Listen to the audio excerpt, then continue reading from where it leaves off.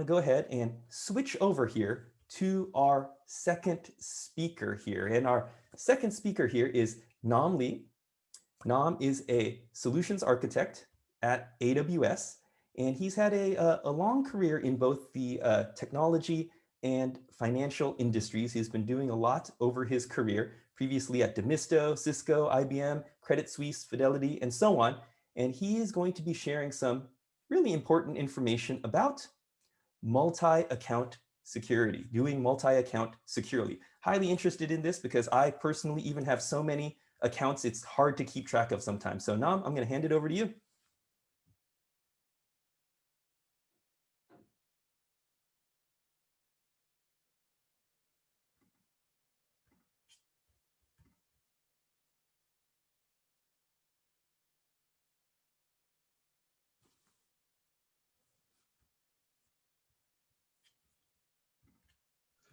Hey, thank you, Frank. I got some technical problem unmuting myself, so here we go.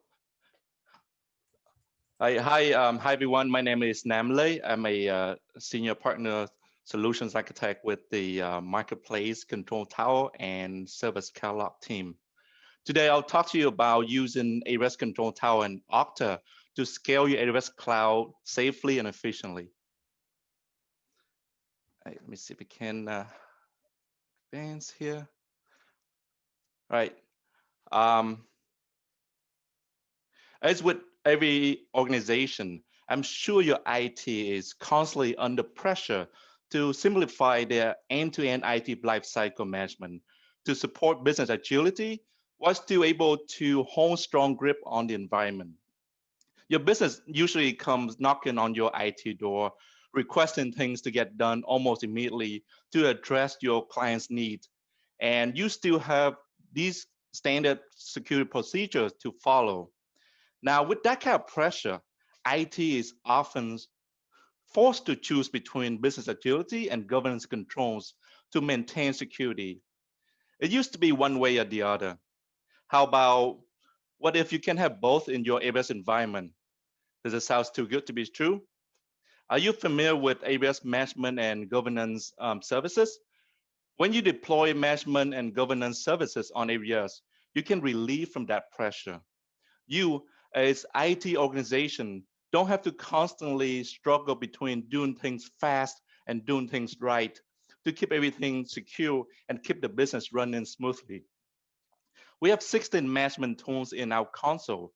Some of them you might be very familiar with, and Frank talked about them a little bit earlier: CloudWatch, CloudTrail, CloudFormation, and AWS Config. Today, I'm gonna focus on AWS Control Tower. Now, before I jump into it, I'd like to mention that there's also a full complement of third-party solutions on AWS Marketplace you can use to extend and integrate with these native services.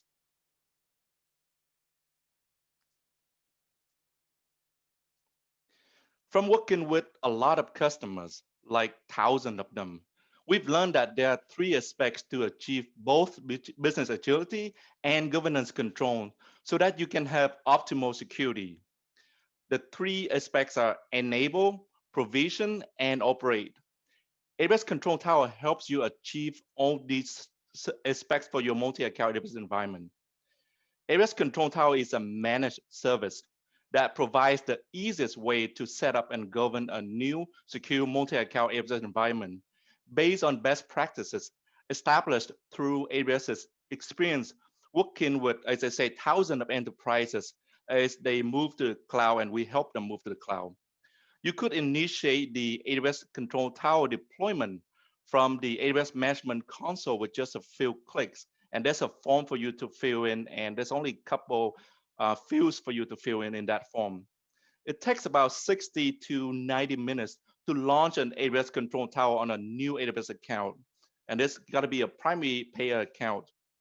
Now, before AWS Control Tower, it used to take about 6 to 9 months for our professional services team to help you or to help the customer establish their landing zones, security baselines, and third-party integrations.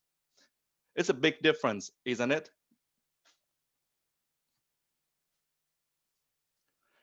So I recommend customers like you deploying a new environment to start with AWS Control Tower.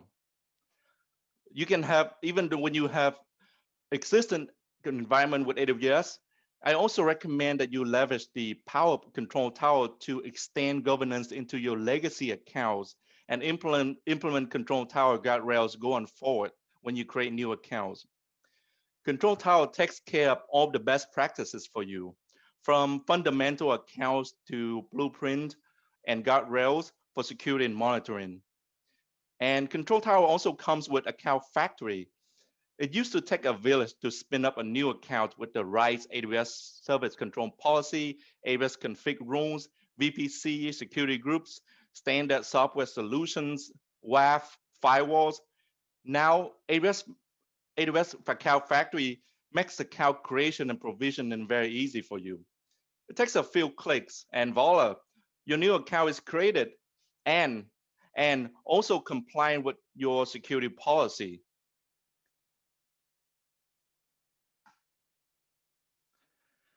So when you deploy Control Tower enables you to set up a AWS Landing Zone. And I will talk about Landing Zone in a little bit.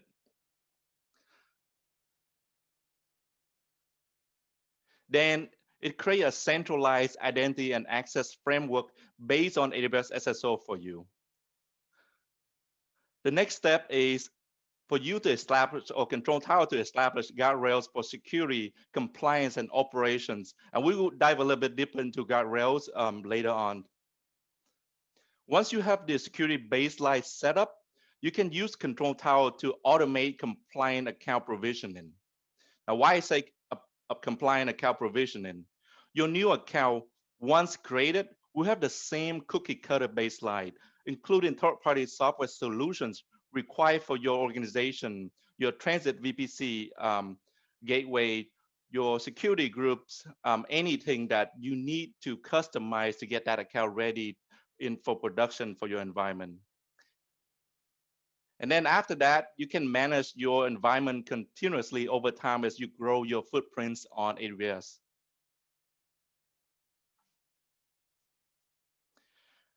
AWS Landing Zone is a solution that helps customers like you quickly set up a new AWS environment for multiple accounts. The AWS Landing Zone solution can save you time by automating the setup of your environment in line with AWS best practices recommendation. With the AWS Landing Zone, you receive a baseline environment that gets you started with a multi-account architecture, identity and access management, governance, data security, network design, and lock-in. And there's a centralized lock-in, not just any lock-in. This solution was built to help you set up net new AWS environments, but you can also use it to scale to support production implementations for large-scale migrations as well.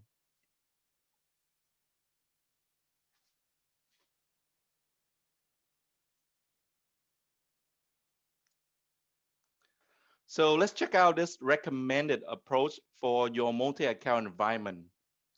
If you see under AWS organizations, you should set up several organization units or OUs. At the bare minimum, you should have core OU.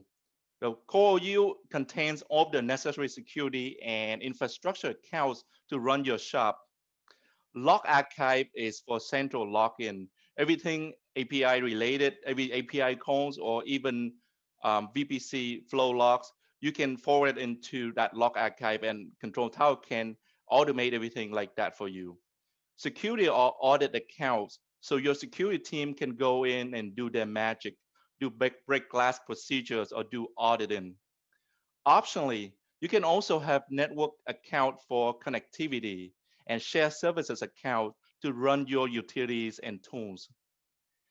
Then you should slice up more OUs for team accounts, dev, QA, CI/CD, prod, stage, human resources, finance, legal, anything you want, however you want to address your business requirements. Now, last but not least, I highly recommend that you have a sandbox environment, a sandbox OU, or sandbox account for your engineers to play with. So you can test out new tools, test out new software, or you can use it to collaborate with your partners, because usually these sandbox accounts or developer accounts, they are isolated from the rest of the environment, the rest of the network.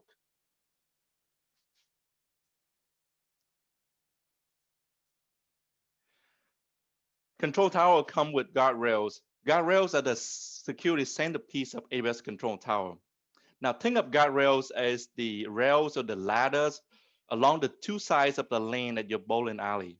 You can throw and spin the bowling ball however you want to on the lane, and it will not fall off into the gutter. Guarantee your attempt. And no, it's not cheating. There are two types of guardrails, preventive and detective. AWS Control Tower comes with about 40 plus guardrails out of the box. You just have to pick which ones you want to enable for which organizational unit. These guardrails then cascade down to individual accounts. And later on with future release, we will have customized guardrails as well. You can bring your own guardrails. You can build your own guardrails for your AWS Control Tower environment. The guardrails are very self-explanatory. They are in layman terms, so you don't have to spend too much time digging deep to understand what they do. For example, there's a guardrail called disallow actions as root user.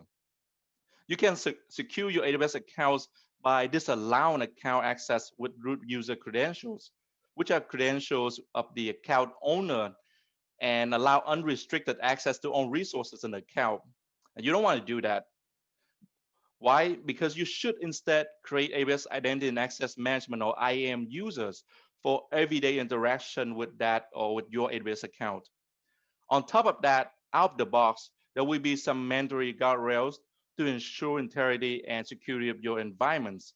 For example, no one can delete CloudTrail events, or every time you have an S3 bucket, it should be default to private and encrypted.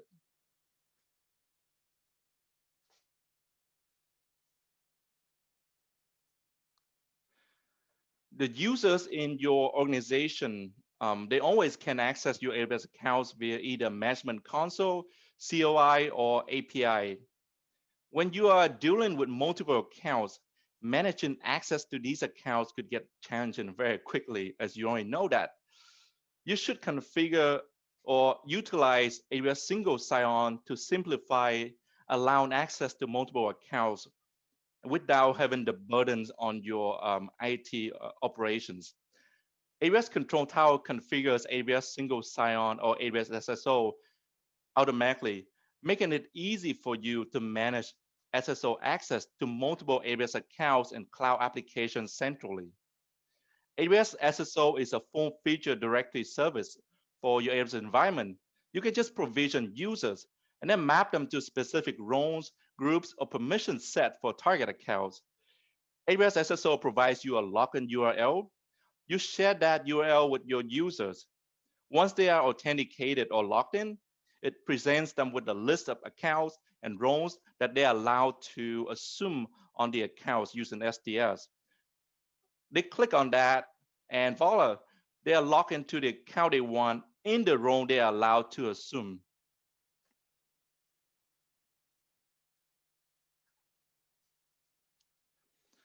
So why do you want to use Okta and AWS Control Tower? You can use AWS single sign-on or AWS SSO to authenticate identities from external identity providers to the SAML 2.0 standard. This enables your users to sign on into the AWS SSO user portal, as I talked about earlier, with their corporate credentials. They can then navigate to their assigned accounts, roles, and applications hosted in the external identity providers like Okta. Okta is cloud-based identity and access management, and they have integration with that enable IT teams to centrally manage and automatically provision access permissions across all users, roles, and AWS accounts. AWS Control Tower fully supports Okta as an identity provider. Now, besides being an identity source, Okta also can interact and support automated provisioning. So every time you create a new user or group, they will get synced up with AWS SSO automatically. You don't have to manually sync it. So it's making it easy for you to do access management.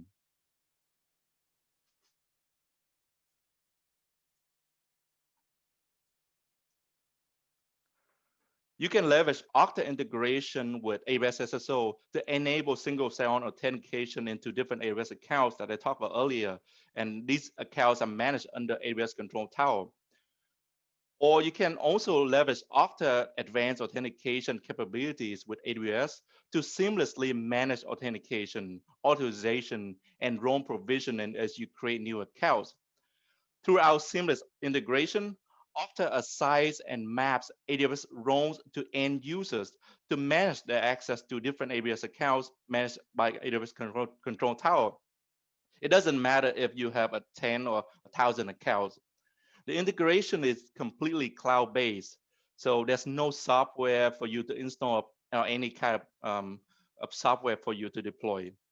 The integration leverages Okta advanced IAM integrations with AWS, such as our multi-role, multi-account connector for seamless provisioning. Additionally, Okta can also allow IT administrators to federate identities against Microsoft Active Directory or Microsoft Azure. Combine Okta capabilities to manage and roles, simplify the creation and governance of multi-accounts, and then help you eliminate the need to migrate IAM logic into IAM on AWS. Once the integration is set up, it's very simple to assign users to roles in Okta, and then use those Okta roles to grant access to various combinations of AWS roles and accounts.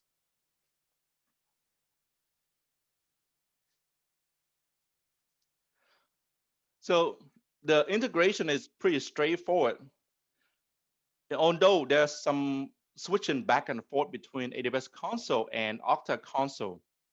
So you configure you log into AWS SSO, you configure an identity IDP or identity provider in AWS SSO as your identity source, as an external identity source. You collect the AWS SSO ACS URL, which is an endpoint to redirect authentication response. You download the SAML metadata from AWS SSO as an XML format, and then you switch over to Okta console.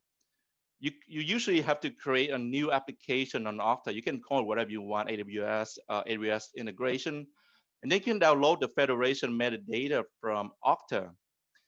And then you import the AWS SSO metadata, the XML file, into the application you just have created on Okta. Then you switch back to AWS SSO, and then you can import that Okta IDP metadata back into AWS SSO. Then after that, you can configure SSO users, groups, and permission sets according to your requirements.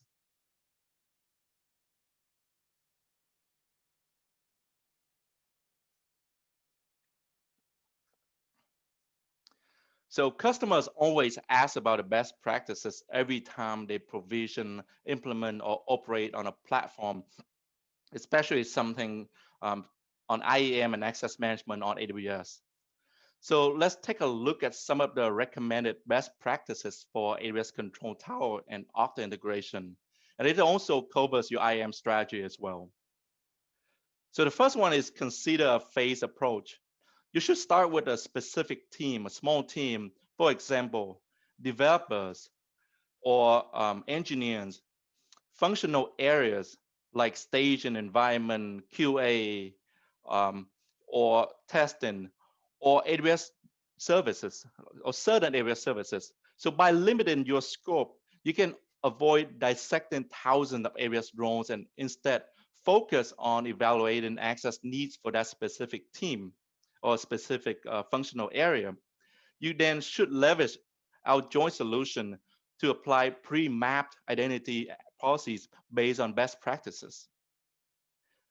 You should set up boundaries in your AWS environment.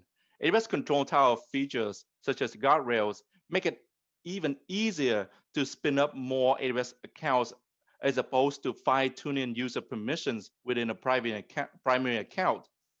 As you begin to expand out your environment with AWS Control Tower, Okta integration lets you automatically provision accounts with complementary IAM limitation. You can then modify these restrictions and adjust as needed as your needs evolve. You should make sure at least privilege principle is always applied. Every organization is unique in their security approach. First, you should evaluate the access needs and area security strategy for your organization.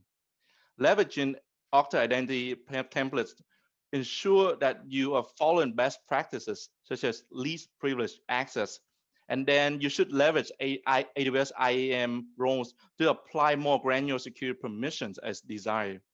For example, you should create role-based access control for AWS.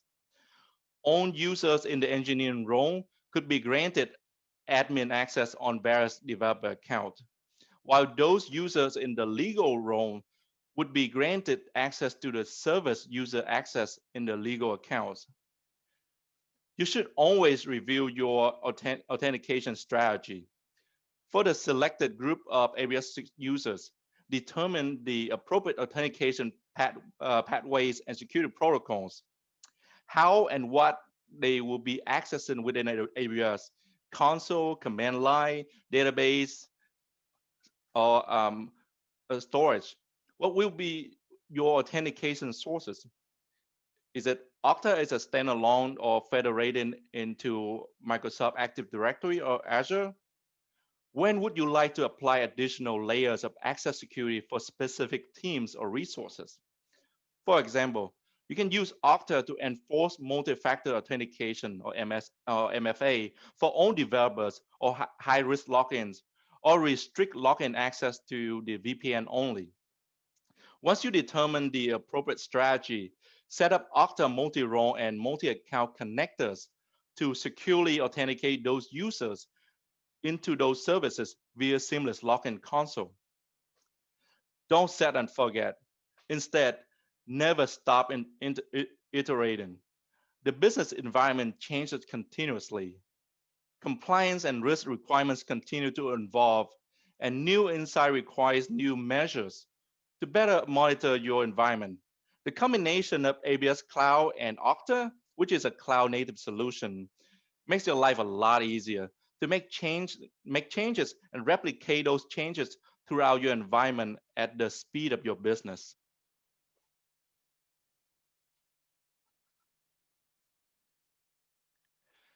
So how can you get started?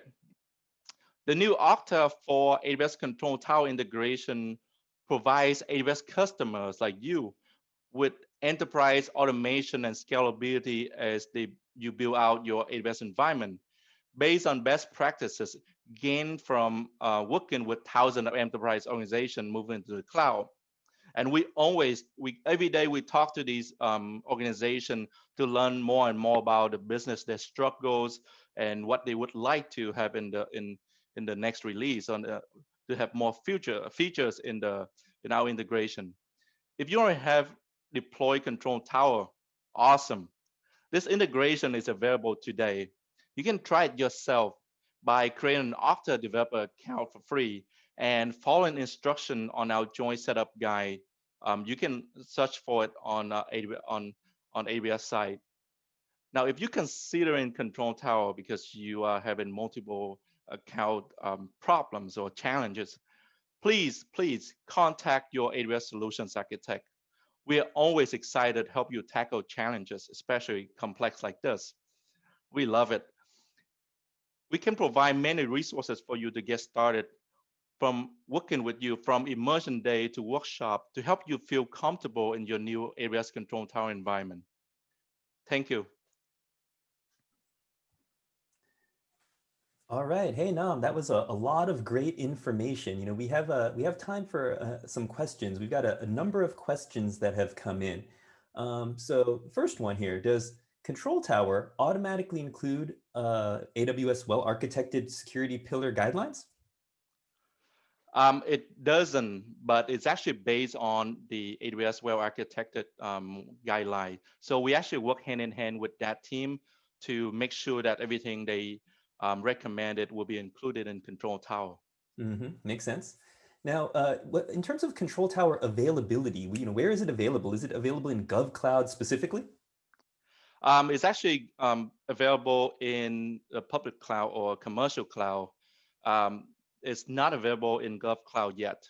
Mm-hmm. Mm-hmm. Yeah, and it's available in many regions as well. From the U.S. to Europe to Asia Pacific. Mm-hmm. Makes sense. Now, from you're talking about multi-account here, but from a multi-cloud approach, any suggestions, any recommendations on how IAM could be designed and engineered? This is it's a bigger questions on the multiple cloud strategy. AWS Control Tower is designed for AWS Cloud specifically, and you can extend it to certain on-premises aspect as outpost. But for multi-cloud strategy, this is a little bit out of scope for Control Tower. Got it. Yep, makes sense. Now, you mentioned Okta, and certainly Okta is very popular. There are also other popular identity providers as well. What about using some of those other ones like Shibboleth or something else? Oh yeah, obviously, we beside Okta, Control Tower also support one login, ping identity, and also Microsoft Azure or Microsoft Active Directory directly. You don't have to go to Okta or ping ID or one login. Yeah. So we Now, work with a variety of identity providers. great. Now, related to that, can you describe a little bit? Use Okta again as an example. We've got one comment in your Slack channel here in terms of, hey, if you're, do you really need Okta? What if you just want to use AWS SSO directly? AWS SSO is a full feature identity providers, identity source. So if you don't want to use Okta, you definitely can use AWS SSO for your authentication or IAM, identity and access management needs for your AWS Control Tower environment. Mm-hmm. Mm-hmm.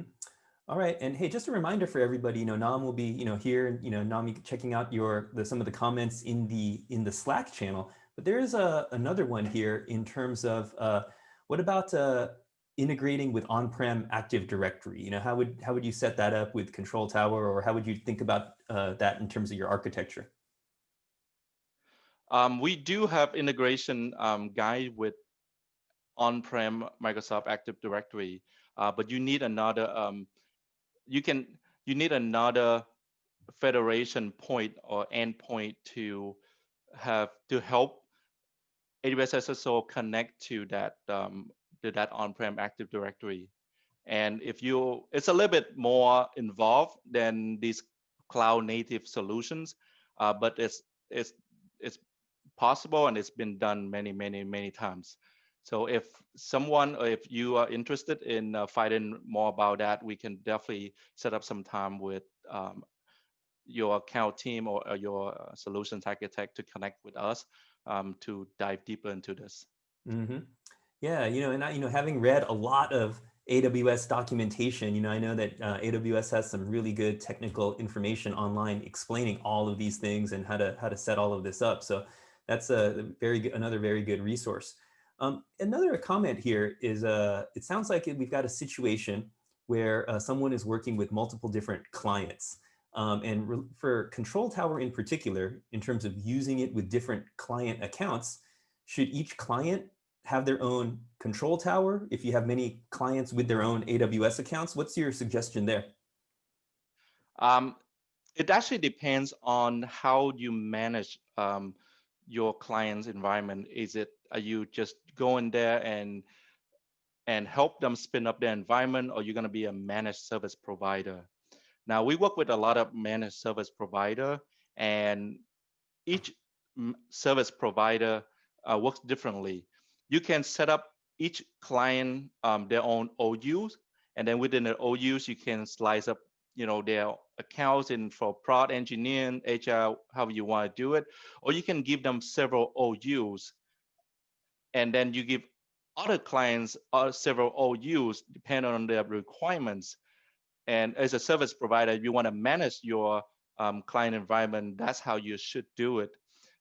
Or if you don't want to manage that, you can just spin up different, you can create multiple control tower environment as long as you can create multiple primary payer accounts.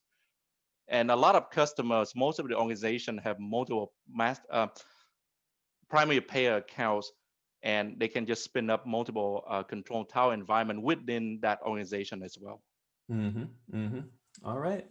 And looks like this might be the last question. Any best practice suggestions on using AD connector or trust for Active Directory for federated users? Can you repeat the questions, please?